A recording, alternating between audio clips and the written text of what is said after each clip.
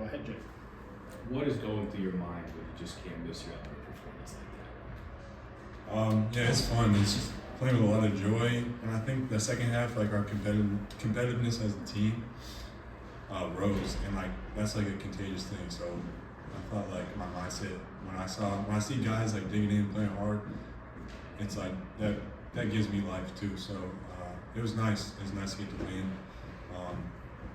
We got another one tomorrow. So.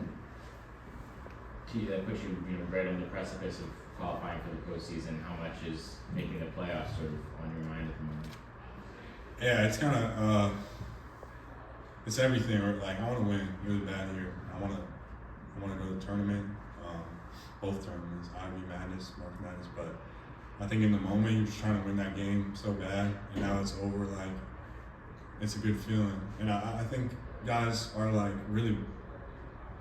When you're on the cusp like that, it's like a belief that can come about your team. So like our locker room, everyone's really like believing in our team. So I think that'll help us a lot. How much did that change from the hope belief to the sort of tangible, we're right there over the last sort of 3 or 4 weeks? Yeah, I mean, when I came in the beginning, like one of the first things I said was we got to change our mindset on what we want from the season and what our standard is. And like I think about Ivy Madness all the way back in August. Like I want this to be a winning culture, and that's why coach is here too, and this whole staff. And now that we're close and guys like can feel it, it's just like upping our energy level a lot. But we gotta stay focused. Like I said, like tomorrow we got a huge game. We gotta get these guys back, but it's definitely a good feeling. Speaking of staying focused, how have you learned to deal with ups and downs over the past 3 years, taking a positive experience like this and building off of it, moving on to the next game? Yeah, there's been a lot of downs the past 2 years, I'll say that. I think I had to learn a lot in those years, and some soul searching, and now it's like I feel prepared when like losing a game this year. It's like I've been lower than that, I've been lower than losing a game. So it's like I'm ready to bounce back. And when we get these big wins, it's like it's a great feeling, but we have like big goals for this team, so we're kind of staying focused on that. Gotcha. Do you kind of feel like the pressure's off in that way, or? I don't know if the pressure's off. Maybe I'm just not paying attention to it as much. Like I'm just having fun and playing with joy, and like that kind of combats that pressure for me. And coach has been great. Like it's one thing to say words to a player and like say you believe in them, but when you actually like show it through actions and letting them like get through mistakes, right? That's like a superpower right there, and I'm taking like full advantage of that. So, Jake, I want to expand on your point. You saying thinking back to August, thinking about Ivy Madness. When you get here after not playing too much in your last 2 stops, when you started being coached by Coach here, did you think you were capable of nights like tonight and putting up numbers like that? yeah, hell yeah. good answer. Go ahead, Connor. You played basically the whole game tonight. Do you feel ready and fresh to go again tomorrow? Or? Yeah, I'm fresh as can be. I'm ready. You got 15 seconds. Yeah, I'm good. Any more questions for TJ? TJ, in terms of the way you were playing today, how tough can that be on a game where there's a lot of fouls and stoppages and free throws and all that kind of stuff? To keep a flow and everything going. Yeah, it's tough. I've had some games this year where it's like I score in spurts and there's like maybe it's like I get out of the flow. So I think tonight was good because I like stayed aggressive that whole game, like through the ups and the downs. And I got to put more games like that together, I think. So. All right. Anything else? All right. TJ, you're excused. Thank you. Thank you. We'll take questions for Coach McCaffery at this time. Go ahead, Jake. Coach, how long have you been after TJ being in high school and his other 2 stops? Like how long have you envisioned a performance like that from him playing for you? We started recruiting when he was a sophomore in high school, and like I told you before, I never recruited anybody harder than him. I thought he was a great fit for our system. His versatility was on full display tonight, and that's what I wanted for him. And we're going to play fast. We're going to run. We're going to flow right into our offense. He can get it off the glass and bring it himself. We can ISO him at the elbow. We can clear a side for him. We can post him up. He's got the ultimate green light. Pull from three, shoot your pull up. And you heard him say it. You know, that's what breeds confidence, and that's ultimately my responsibility, is to get my guys to play with supreme confidence. And you don't do that jerking them in and out and high-five them when they make a shot and yell at them when they miss. You know, I'm not out there telling him do this, do that.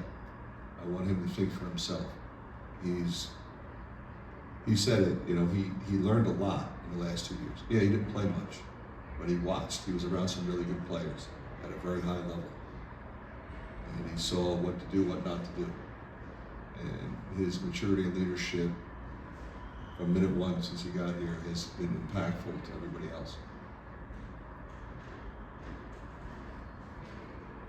Go ahead, Griffin. Speaking of the quick turnarounds in the Ivy League, you know, tough shooting night from the free throw line. It's a little bit harder to, you know, get on them to, you know, rebound and kind of work on that when you've got a 6 p.m. tip off tomorrow night. Yeah, it's not going to be something we really focus a lot on. How much, Sorry, Josh, go ahead and then we'll go to Ray. how much will the current standings and situation, and you know, you win one more, you guarantee your berth, how much does that come up in the pregame conversation tomorrow? It won't. Right? I think you pretty much answered my question, bro. Ivy Madness, was that a goal? I mean, from day one, is that in your mind, or just play? Our goal was to win the next game. If you win the next game, then you'll qualify for pretty much anything. Yep, okay. The point that you and TJ bring up about playing through mistakes, when he first got here, did you find him hesitant? Did you have to give him that green light, instill it in him, or did he come here with that? He came with it immediately in practice. Like he stood out. I think he's the real deal. But I knew that already. But now everybody else knows. You know, his first game, he was a little anxious, missed some shots he would normally make. After that, he's been elite. And that's what he is. He's been playing this game for a long time. And, yep, Jake. That's okay. I know you don't want to touch too much on the postseason and just the next game, but you know, with your next game and potentially Ivy Madness, what can make this team dangerous having a guy like TJ? Well, what was incredible about tonight is just, you know, how he carried us. You know, because we have a lot of other weapons, and you know, some of those guys are off a little bit tonight with their shooting. And you know, we played up there. I think Ebo had 27. He was a little off tonight. Michael was a little bit off, but I was really pleased with our bench. And clearly our defense in the second half. Not so much in the first half, but in the second half. So, you know, we're a team that has other people contributing. And that's what it's going to take to keep winning and to play in the postseason.